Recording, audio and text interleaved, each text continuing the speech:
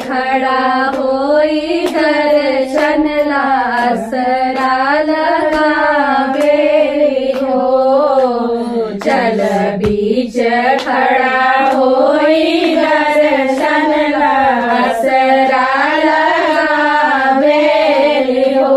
शीतली बिहरिया शीतल दूजे बनिया खबर देव देवता तू आके दर्शनिया।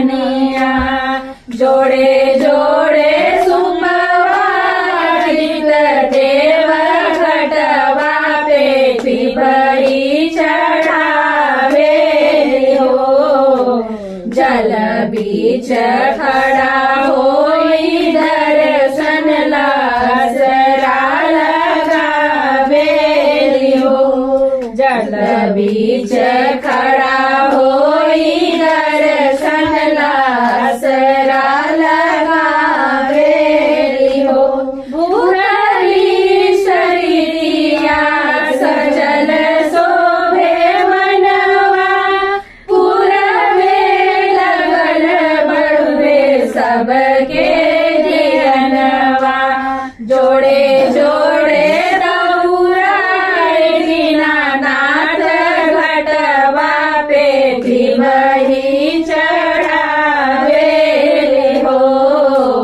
जल बीच खड़ा होई दर्शन लासरा लगावेली हो।